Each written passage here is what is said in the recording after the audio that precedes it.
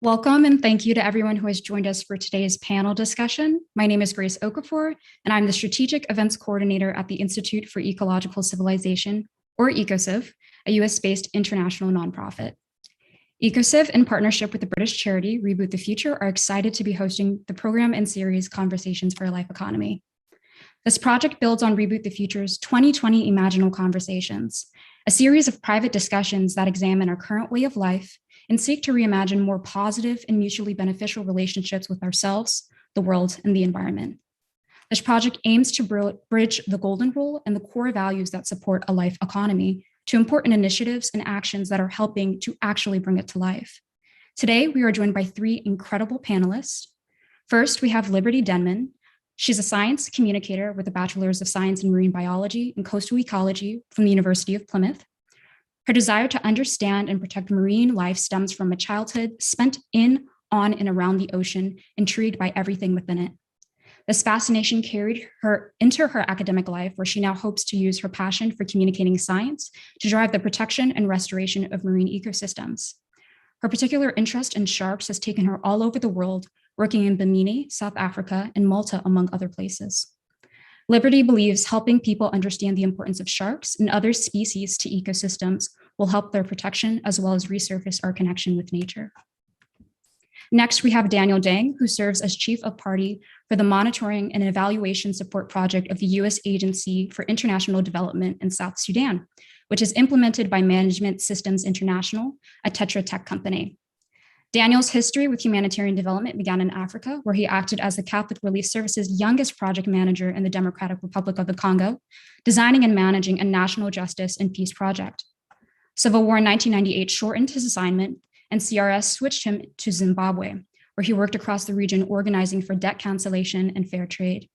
In 2000, Daniel participated in CRS Worldwide Justice Strategy. Over the next decade, Daniel's work pursued an inquiry. Can we script ecological and social responsibility into the DNA of global finance? And one of his current positions as community engagement lead for One Project, a nonprofit aimed at economic systems change, he is working on community partnerships for alternative economic systems. And finally, we have Stuart Foster, who is the managing director of institutional banking and depository services at RBS International. This includes NatWest trustee and depository services, the largest fully independent trustee and depository provider in the UK. Among his many titles, he sits on the RBS International Executive Committee and is their senior responsible officer for climate strategy, as well as serving as the executive sponsor for the RBS International Talent Academy. Stuart formerly served as managing director of large corporate and sectors businesses, where he was accountable for sector strategy and risk appetite across the commercial bank, with responsible for a number of sectors. Finally, Stuart is an associate of the Chartered Institute of Bankers and holds a non-executive director role for the Big Society Capital, where he also serves as a UK bank shareholder representative and a member of Board Risk and Audit Committee. I'm going to now transition the space for Philip, our EcoCiv's president. Thanks very much, Grace, and welcome, Liberty, Daniel, and Stuart. The three of you are visionary leaders who are working for the kinds of changes that are necessary, and in a time that it's clear in your careers calls for urgent and radical action. I think what might be most valuable for the audience is to get to know you as people a little bit. What fuels you? What kind of experiences have led you to make the incredible commitments that you've made in your careers and to launch the initiatives that you're involved in? And what are the values that drive that process? So maybe you'll allow me to begin on a slightly more personal level and to ask you, let me start with Liberty, to ask you some experience, something in the world that has caused you to live in a different way. I mean, Liberty, everybody who knows you knows that sharks are at the center of your life. In fact, what is that on your neck? From here, it looks like a shark.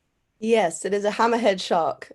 I actually got it in South Africa. I was diving with a different species at the time, but I have been lucky enough to dive with them as well, which was probably the experience in which you're going to want to hear about, which is... Well, I just want to ask you, have you ever had a close face-to-face encounter with a shark? I mean, they're sort of large, aren't they? Yeah, massive. Well, species dependent, but massive. And I've had a lot. I've been really privileged and I've been able to see them in all over the world. Tell us about a time you've looked face into the eyes of a shark under the water. Bimini is possibly the most memorable with the hammerhead shark. So I was free diving at the time, so you don't have any oxygen tanks or anything, you're just diving.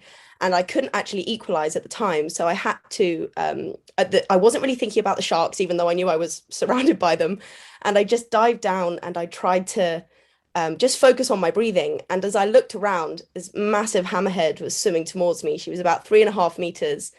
And any shark, when they look at you, you can really see, you can see their eyes and you can notice them acknowledge you, but it's so much more pronounced with a hammerhead because they've got their eyes on either side of their head. So when they're looking, you can see their head swinging around to acknowledge you. And she circled me and I just was so fixated on her eyes. I was obsessed. And she circled me once and just swam off, to the point where I'd entirely forgotten that I was supposed to be breathing and I needed to breathe. And it wasn't until she'd swum away that I'd actually realized that I needed some oxygen, had to dart to the surface, because it was the most mesmerizing experience. That's incredible. How has that formed you? None of the rest of us, and probably nobody listening right now, has looked, so close into the eyes of a hammerhead shark, which puts you close to her mouth, I'm assuming. It does. That is at the pointy end, I can confirm. So what? I mean, how is that a transformative experience? How are you different from having had those kinds of experiences? It's just an appreciation. It's an appreciation for something that's unknown to so many people, and that comes across all sorts of things and all topics. When you take something that might have fear attached to it or misunderstanding, and you really just embrace the moment and appreciate it for what it is, and not what you think it might be, not what you think it might be able to do, but what it actually is and the moment that's happening right then. It's quite freeing, and it's an appreciation. They're not mindless killers. They're just other creatures that have evolved for a lot more years than us, and they're incredible. That's fantastic. Let me ask Stuart, and I know that you're an athlete and a very serious runner, and that means you probably spend more time in the outdoors than most of us do, surrounded by the beautiful countryside of Kent, the rolling hills. Can you describe the space of the everyday run for you as an athlete? What is that as a space, an inner transformative space?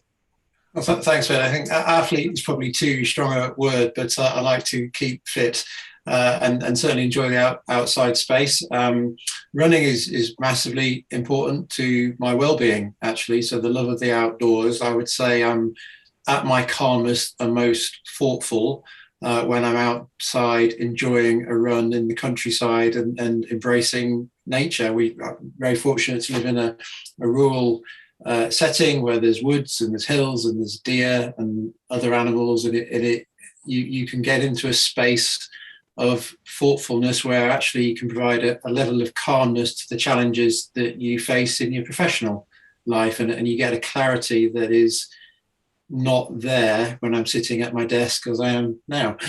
So I just think more clearly. So it really helps me in terms of my day job and therefore my well-being. What's different about the outdoors, about being in nature? Would you have the same feeling on a treadmill? No, it's got to be outside. And I know others might have a different view on that, but for me personally, being outside in any element, whether it's rain, snow, shine, wind, being outside and just being there where nobody can really interfere, it's just you and just your own thoughts, and there's a calmness and a collectiveness about what are the issues that I need to work through, and it does genuinely for me create a different perspective that allows me to be more productive in the workplace, and I genuinely believe that. That's fantastic. Daniel, I know that in decades of your international work, issues of justice have stood right at the center. It makes me wonder whether there was, in the early part of your life, stay in Sudan, friendships or connections or things that you saw or things that happened to family members that set you on that path. Is it too personal to ask? What were some of those one or two really early formative experiences that have fueled your work? No, it's not too personal to ask. In fact, I appreciate the question. I think it's a meaningful question. Much of who we are is probably defined through the relationships that we have. And so I can look back on my life in that respect. And it does take me right back to the beginning in the sense of the type of friendships that I naturally formed. My father likes to say that from before I could even speak, I was always siding with the underdog. And I think that has remained with me throughout. I can think of one time, I was born in Washington, D.C., but we returned pretty quickly to the Sudan where my father is from. My mother's an American woman. And at that time, he was working in government. He was actually a minister in the Sudan government. So we had a big ministerial house.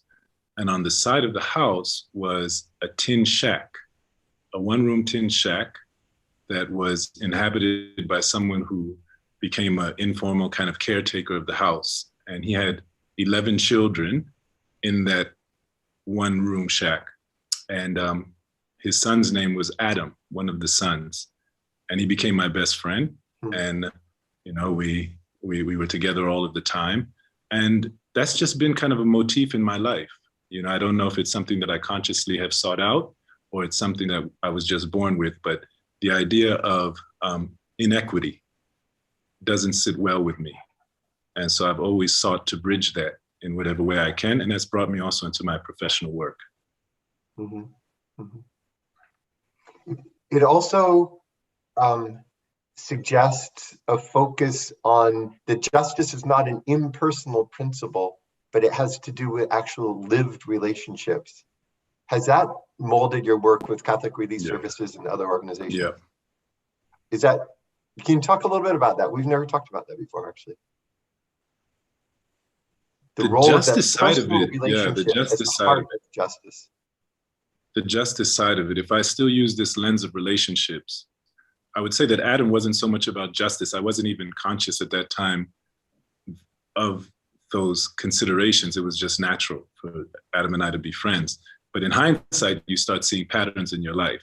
But in terms of the first conscious association of injustice, I remember being in Sudan. This was a time when things were falling apart.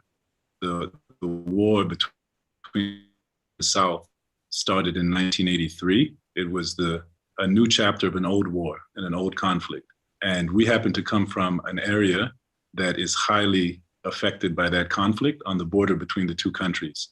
In fact, it's an area probably of the highest displacement in the world over the longest period of time. And the community still to this day is displaced between these two rival countries. And at that time, militias were sent into the area for these scorched earth campaigns, which basically means to rid the land of the people. And I had one uncle whose name was Arop, who was deaf. And he was actually tending his fields in the village. And although others could hear the militias as they approached, he couldn't.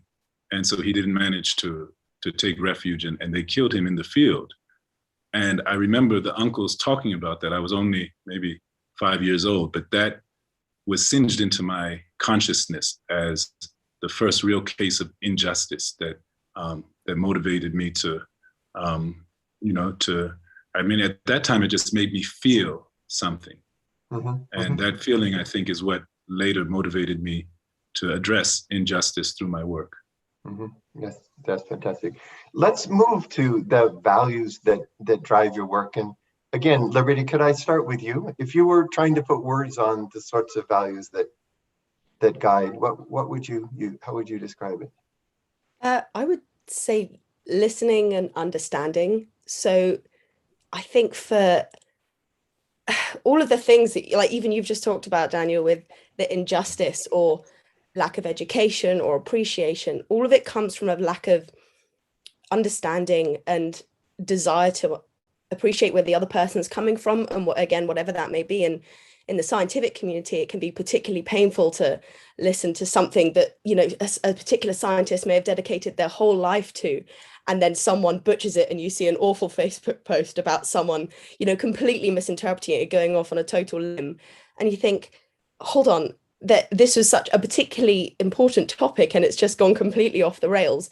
But there's been no appreciation for why that person may have entirely misunderstood what you've said, or if there's no listening and no appreciation for what the other person is saying and no desire to understand where both people are coming from, you're going to fall short in the middle. And again, that applies to all sorts of topics and issues, environmental, social, political. It applies to so many different things. And so I think carrying the value of wanting to listen and understand other people is really important throughout any professional or non-professional environment, really. I have to ask you directly about nature, the values of nature. You have a particular love for blue nature, and I think that's not something that everyone shares and understands. Liberty, could you describe a little bit of what it is to live with that value at the center of your life and action? Yeah, I think it's about recognized appreciation. So something that really gets me and sort of breaks my heart when I listen to political or economic talk is that the environment's always secondhand to that, and we are so disconnected from nature that we forget that we rely on it entirely. We simply cannot survive without it. I mean, there's the old quote that I think was from a specific Native American, but I couldn't quote correctly, but they say that, it's only when we've eaten the last fish and the last river's been dried up that we realize we can't eat money, and it has to be taken into consideration now. Otherwise, well, when will we learn? And I'm so grateful, and I'm very lucky that I've grown up in an area where I have been able to experience. I grew up 2 minutes from the beach. I spent my childhood in, on, and around it. And I mean, now I'm slap bang in the middle of the forest. I've been able and been lucky enough to appreciate all of these things, and I therefore I value it because I can see the direct value to it in my life. I'm so connected to it.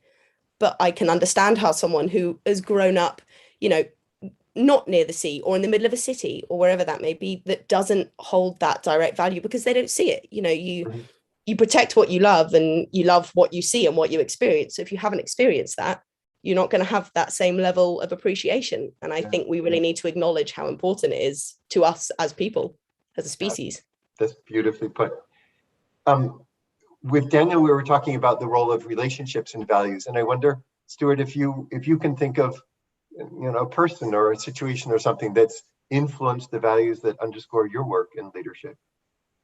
Yeah, I think, as we were discussing the other day, Philip, I think the person that had the most influence on me was probably my university professor, who took me as a wet behind the ears boy with a set of values clearly around social mobility, fairness, doing the right thing, and turned me into somebody who could think and challenge and believe in themselves. So actually you can make a difference.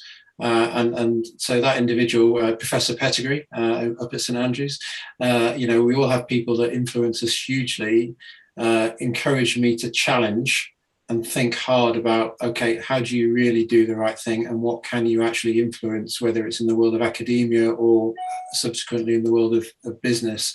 I think that person gave me the confidence and the intellectual dexterity to think in a way that previously I hadn't thought of, even though I had the same set of values. It sort of allowed those values to flourish into something that could have an impact. Does it take a firm hold on an inner sense of values to bring about institutional change? The banking sector is not famous for being loving high risk, and change in institutions is hard. What makes it possible to be transformative within major institutions? Really interesting question, and one where a financial institution, a financial service, any company should serve the customers, the society it's in, and they should always remember that's its role, that's its core role, and that's no different for a bank. And actually, fundamentally, a bank such as NatWest Group, we are there to serve our communities, our individuals, to do the right thing in every aspect. And you can only do that if you have a bunch of people that really believe that is the case. So Alison Rose, our chief exec of 2 years, reset that with a purpose strategy 2 years ago. And we partnered with an outfit called Blueprint for business, which you'll have heard of, Philip. And effectively, what that drives is a purposeful strategy. Yes, a commercial one, but one that is rooted in doing the right thing, whether it's colleagues, suppliers, customers, the wider world, and that manifests itself in a series of actions, strategic actions that make a real difference to climate, social issues, diversity. Yes, based in with the premise that if you do the right thing and you serve the society in which you're there, fundamentally you'll get rewarded by having more customers because people want to bank with you and work for you because you're doing the right thing. And this all stems into the DNA of each individual. You have to have the right motivation to work for a firm such as NatWest and others, because if you don't, you're in the wrong place. Yeah, I love the connection from the institutional change back to the DNA of individuals. Daniel, you reflected a lot on that. I have no more specific prompt than how would you formulate the core values that have led to your decades-long international work? Yeah, I do agree that eventually, if I was to go to the conclusion, it is about anchoring oneself within. Injustice is kind of a lens that forces you or results from you looking outward at systems and structures outside of yourself that you'd like to see changed. And I think the long journey of learning in life kind of brings you back to that fundamental change starts within. So I would say that I'd agree with Stuart about anchoring within. Also, values seem in my life to constellate. There's a constellation of values that seem highly connected that I would speak to. The first is the value of justice, also closely relates to the value of peace. And there's that big question of what comes first, justice or peace. And I've had a lot of experience in my work and in my life in conflict situations. And that's always the question. To what extent do we pursue justice? And to what extent do we pursue peace? And how can we marry the two? There's others that also occur to me. And some of these are deeply ecologically rooted. I was trying to figure out what are universal values? What can we all buy into, regardless of our political, our religious, our cultural, what are the universal values? And I looked to the sun and the movement of the sun, and I said, in that eastern horizon, when you see the sun rise and it kind of breaks over with that first point of light, it's like everything is united. And unity is such a beautiful value to try to pursue in life, your relationships with others, social cohesion. A lot of my work has been around that, building solidarity amongst people who have differences or are in conflict. At the other side of the sun's journey, it's setting, the setting sun, where everything is done, everything has already happened, and that looking back on the day, and I think that speaks to even what Liberty was saying in terms of appreciation and understanding. I call it knowledge, a real respect for knowledge of one another. And so one of my kind of dialectics is this unity, knowledge, and then the other two are self-reliance, because in the midst of being united, people need to feel like they're self-determining, and building that sense of being able to provide for yourself and being able to respond independently to situations. And the last one is just healing, healing. And I think that takes us that we're all, from the time we are born, at first scream, it's a traumatic experience being born, both for the mother and for the child. And we remain in conditions of stress and shock, requiring resilience. And so we all are on a healing journey from day one. And I think that takes us back to what both of my colleagues here speak to, is just nature and how nature can help with that. Beautiful. Thanks. Let's make a big shift in how we're doing our conversation. We think of the flow from sort of contemplation to action, inner experience, core values, action. Kim Pullman starts from the most general principle that we really ought to treat ourselves and the world the way that we'd like to be treated, or what the Western traditions call the golden rule. I'd love to really concentrate in on the action side, but also to change our format a little bit and invite one of you to mention an action that you either are involved in, leadership, initiative or one that you would like to launch, and have the other two panelists become the questioners and the commentators rather than me. Liberty, are you willing to be the guinea pig for a different sort of kind of conversation? What I'd like to ask you to do is to describe the project that you would love to initiate, and if you're successful beyond your wildest dreams in the next 20 years, what that initiative will look like, and see where it takes Stuart and Daniel and what they want to ask and where they want to push or probe or question. Would you be willing to start? Sure. So many things. I'm going to try and compartmentalize that into something that's going to make sense in a just give us like coherent manner. Just at the beginning, just in a minute. What is the core thing that the initiative that you're launching? I would love to implement something that, so again, like sort of what you were touching on, Daniel, as well as like the knowledge side of things. Some of the biggest problems we're facing ecologically is because of a lack of that, and also a lack of appreciation, as I was saying before. I would love to have two separate things. So my biggest passion is documentaries. I love to go into presenting, and because it's got such a wide target audience, right? Anyone will look at a pretty picture, doesn't matter what background you come from. Pretty pictures are nice to look at. So having something that can invite the viewer to see all the different things that are going on, whether it's as far away as, you know, Antarctica or as close as on your coastline with fighting and enemies, whatever it may be.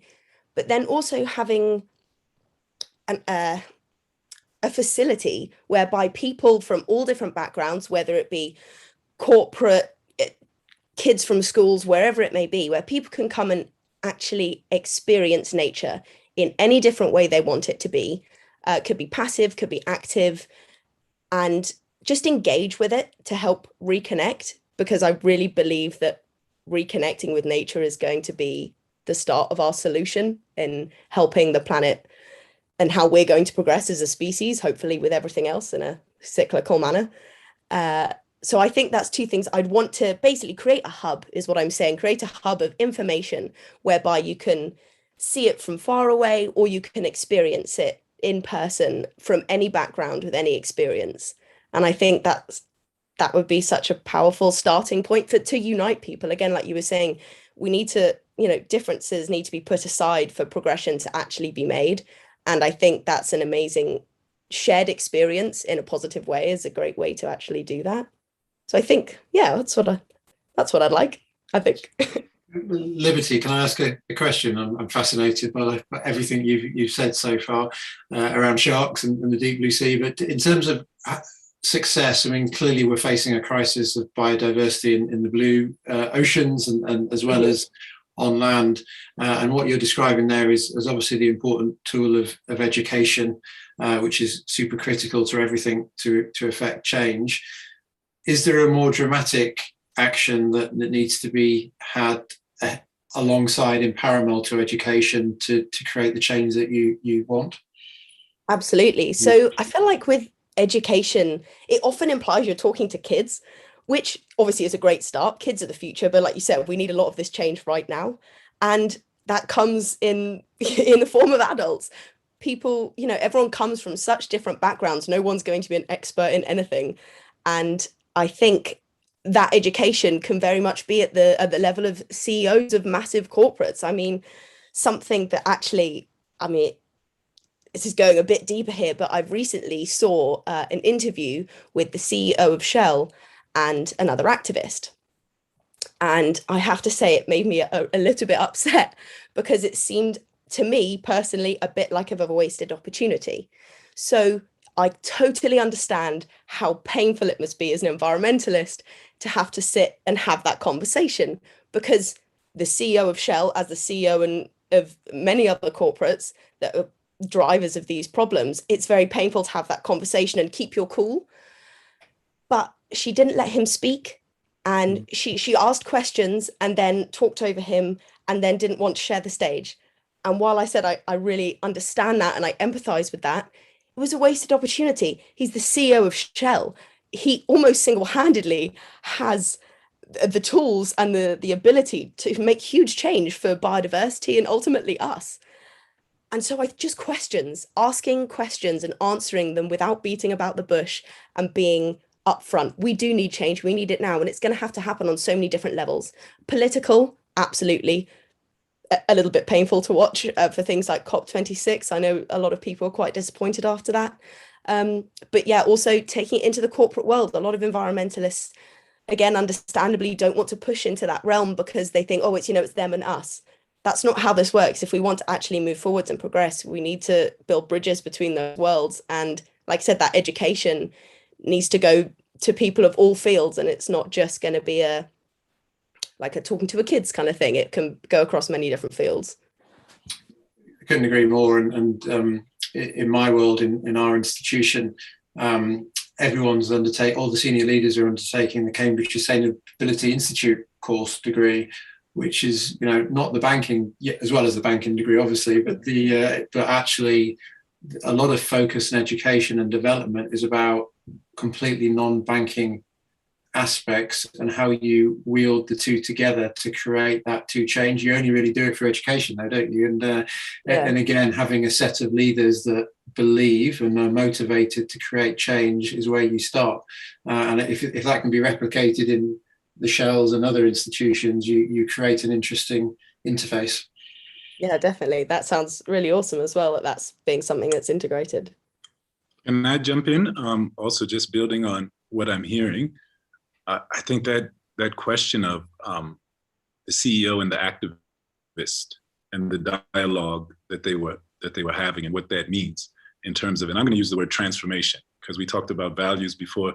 To me, that kind of sits in the heart of that constellation is transformation. We're all seeking to transform in our own personal lives. We want to transform our relationships to be better, transform our bodies to be stronger, transform the world to be happier. So transformation is a big part of the agenda. And yet you have these entrenched systems and people who work within them and represent them. And then you have those who are on the other side trying as their vocation to change these very systems. And the question is, what is the power of that handshake between the activist and the executive?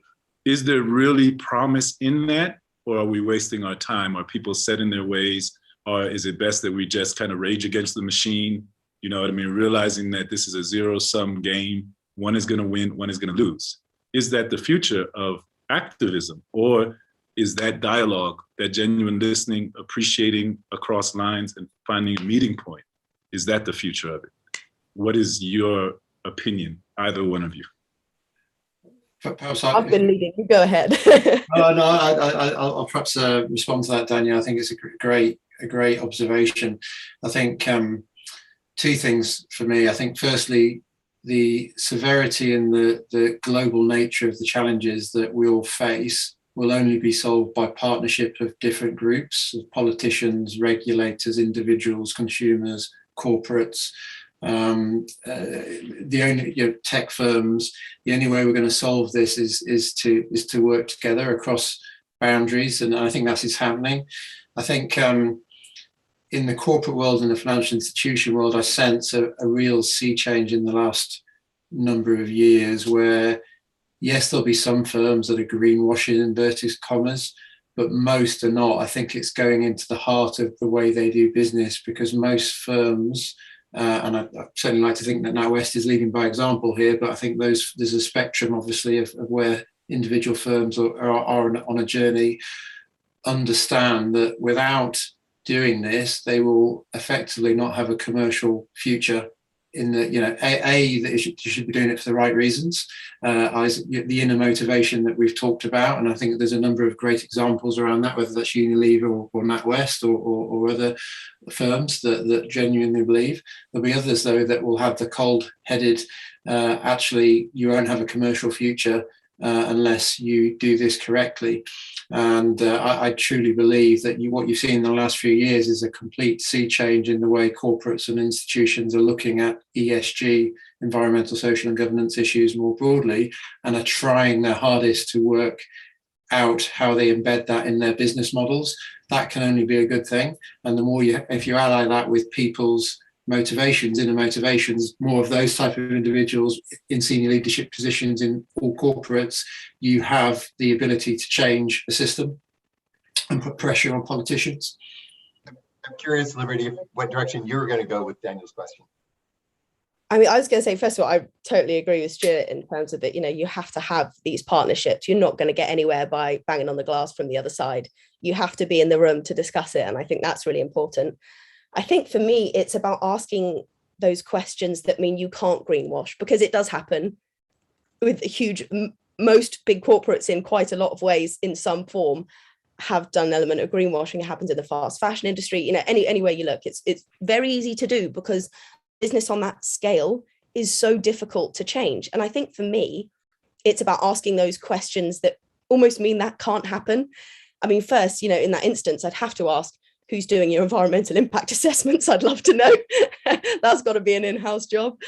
But aside from that, I'd have just so many different questions to understand where he's coming from, because I can't possibly engage in conversation with him or the large CEO of a corporate that's doing a similar thing without understanding where he's possibly coming from.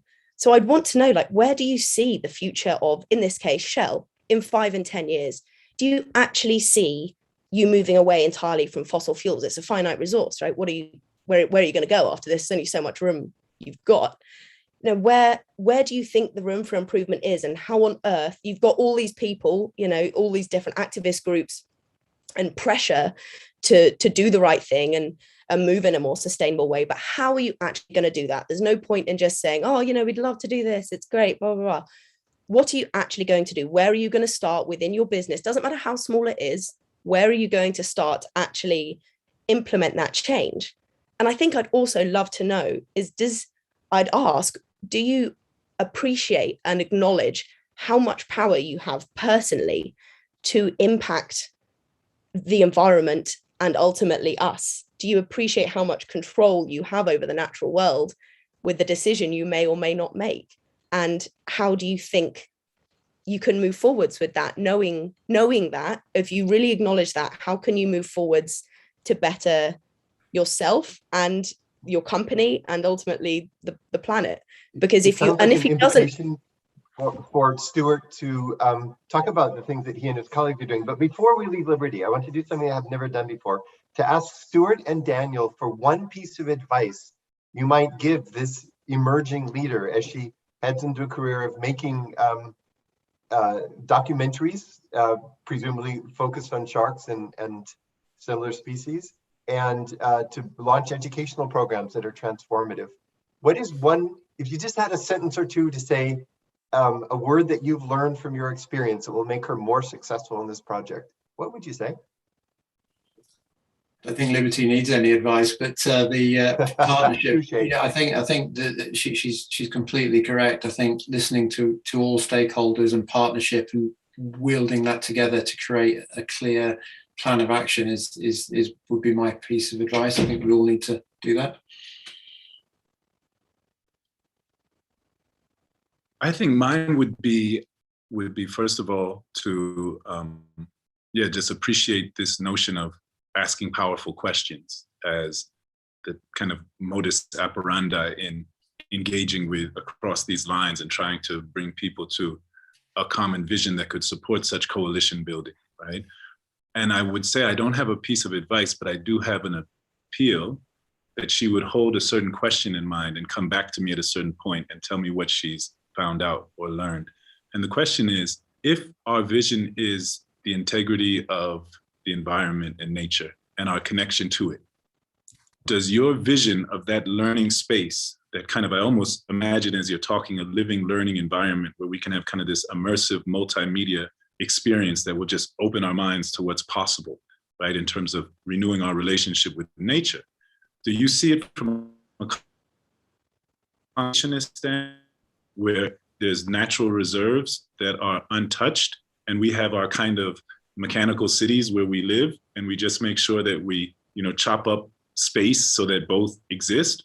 Or do you see a true integration of human habitat and technology and nature where the two can become seamless in your vision of that living and learning environment?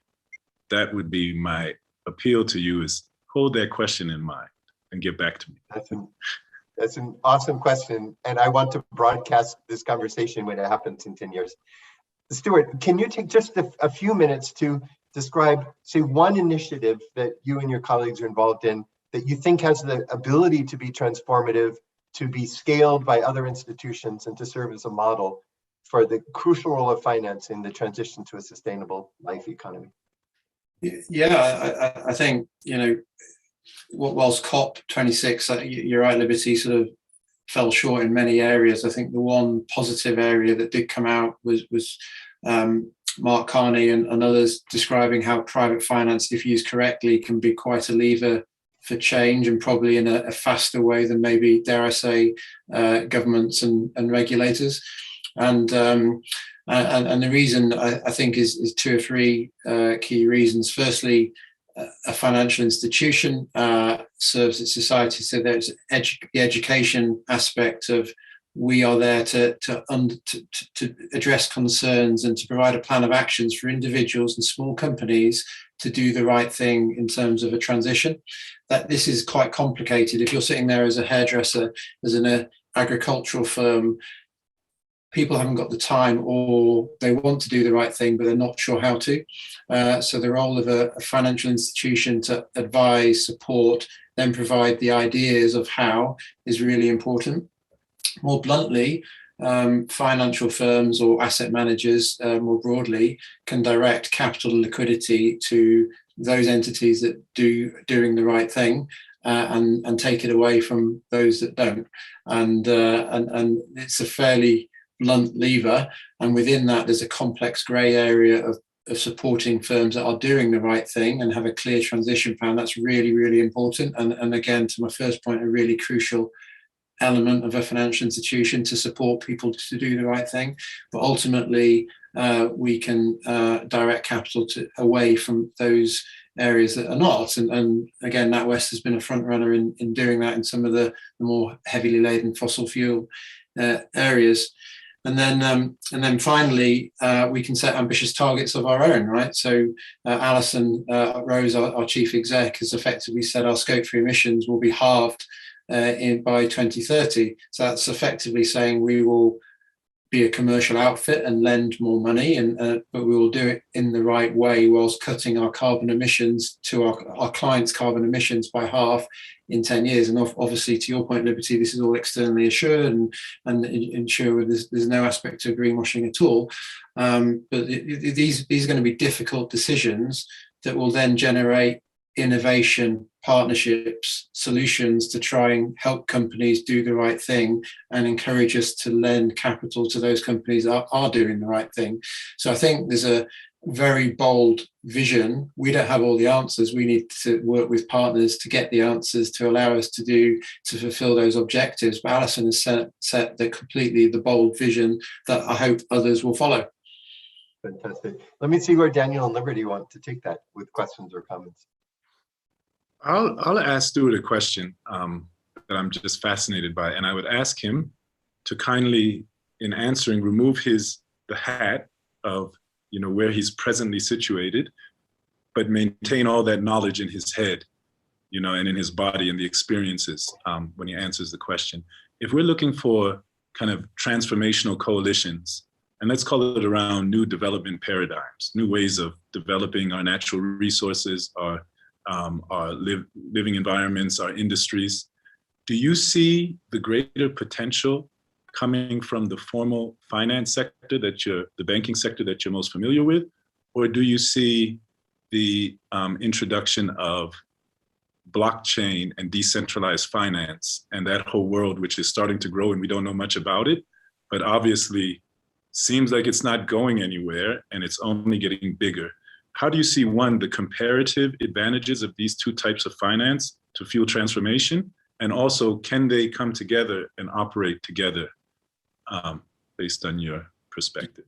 It's a great question. And I think the answer is they will all have a part to play. I think the key underpinning aspect, actually, in my view, is data and transparency and measurement. So we all have a common view of who or what is doing the right thing. So therefore you individuals and governments can choose to buy products or services or from companies that are doing the right thing or apply pressure to governments. I think that will require partnerships with big tech firms, any outfits that have the data, and it needs a level of consistency that needs to be driven by the UN, I would suggest. So we have one clear mechanism and understanding, a bit like financial accounting, right? There's one clear international standard for financial accounting. We don't have that for ESG, inverted commas. So therefore you have an imperfect market, in my view. So how you create that perfect market and allow us all to make choices that are informed, I think that's the biggest lever for change. Because if you had that clarity, I think the world would change very, very quickly on all aspects, both the E, the S and the G. And I know there's a lot of different conversations going on about that. Rewired Earth is one that I'm aware of and involved with, how you create that transparency that will allow us all to make better decisions. Like you're saying, Stuart, finance obviously has so much potential to be great and achieve things a lot faster than perhaps governments and policy has the ability or desire to do. Do you think there's any, with the rate of transformative change, it has the potential to be great? Do you think there's any potential for it to have any sort of flaws, or if it to go in the wrong direction with perhaps wrong investments or people moving or organizations moving potentially in the wrong direction? I think, so I think, by the way, I'll caveat my earlier statement, I think governments and regulators are absolutely crucial. They need to play their part, and otherwise the finance will work. But I think there is absolutely there is a danger. I think this is a personal view.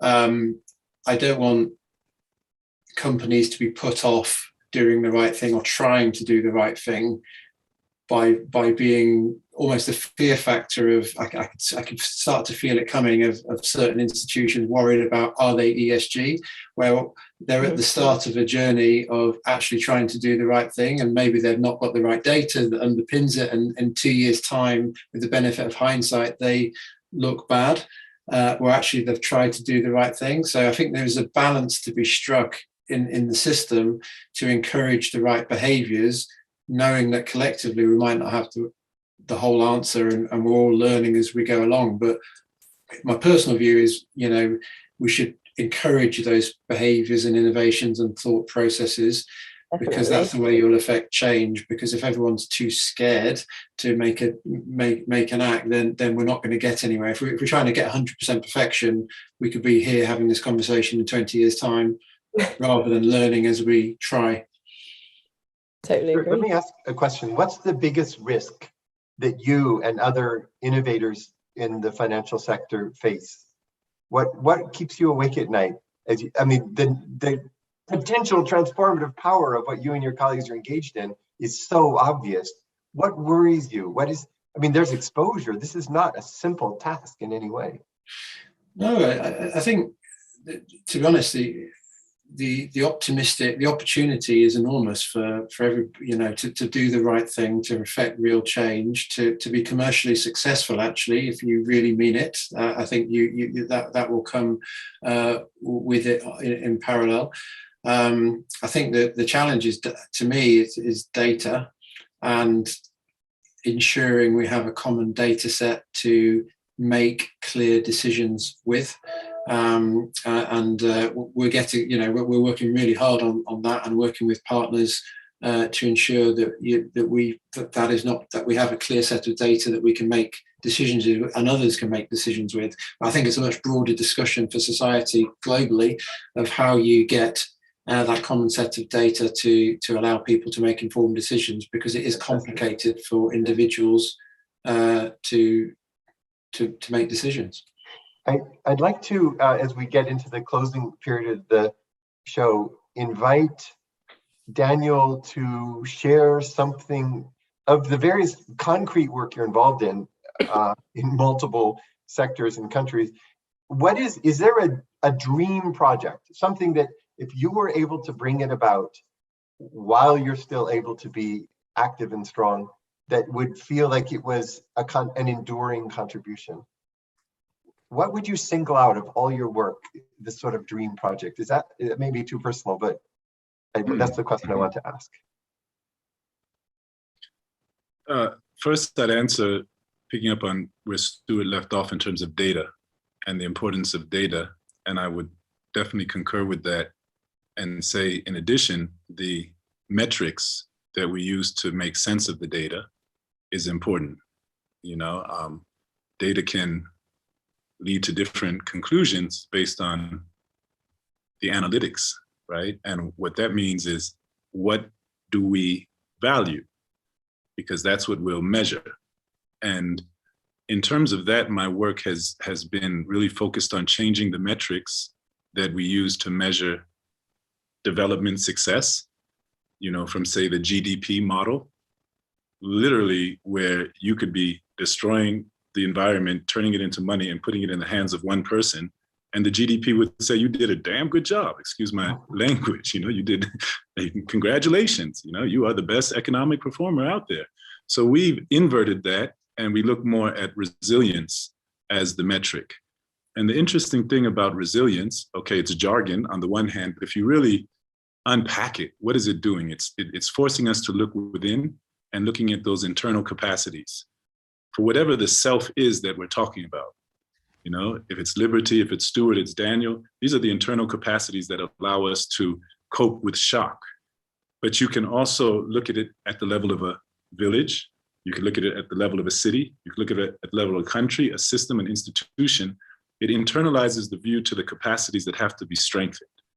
And I think from a metric standpoint, that's really important, that we start measuring resilience, our ability to respond to turbulence, to changing scenarios, to shocks, to stresses. And the more that we adopt a common language around that, the more those coalitions can be easily facilitated. My dream project would be to take that concept of measurement and apply it to a model village, and have this model village both a speculative design challenge around value chain with all these metrics. How do we optimize for that using finance? Talking to Stuart about how we can get to finance it, and how do we build into it the indigenous wisdom of harmony and balance with nature. So we'll be asking Liberty also to consult on this project, right? And we have this model village that is both speculative on a computer, but also built out as a living and learning environment, similar to what Liberty shared with us before, and really be able to study the value chains, the governance systems, the economics, and design an alternative, and to the extent that that's possible, to then introduce how it could be adapted to the real world out there of cities and countries and banks and partnerships and coalitions. That would be my dream project.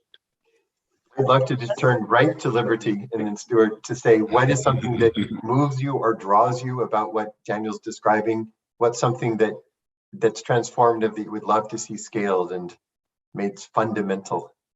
I was just going to say, it's so nice to hear you talk about the word resilience and having that referred to from a people perspective, because from a biological perspective, resilience is a term used to talk about how an ecosystem can survive disturbance. So, an ecosystem that has a really high biodiversity on a genetic and a species level has a much higher chance of surviving any kind of disturbance, because there's more species or more genetics to fill a niche and do a role and keep that ecosystem functioning. And I've never actually contemplated it from a human perspective before. And to see that really obvious link there and how that's relevant was just actually really refreshing, because it makes so much sense.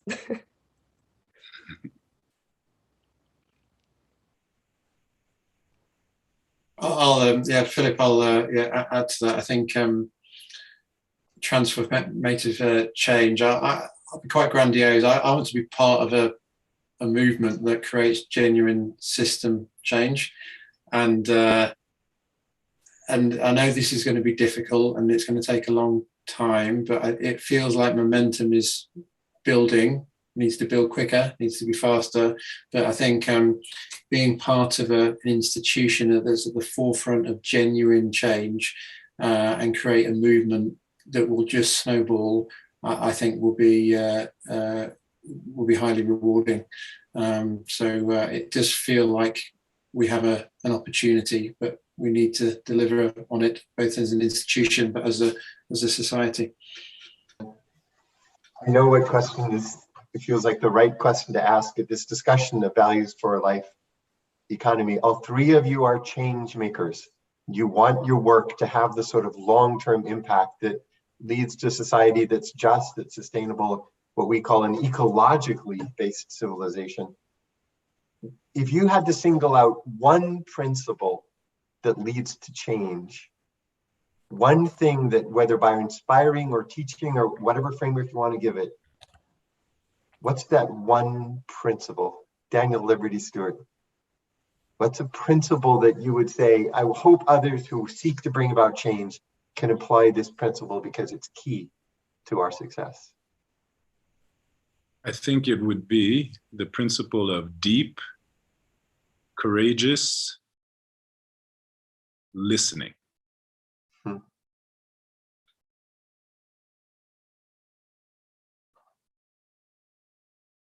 Paired with that understanding, I think.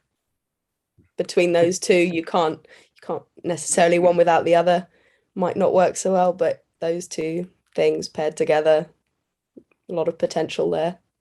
Liberty, what's the center of understanding? What makes understanding possible?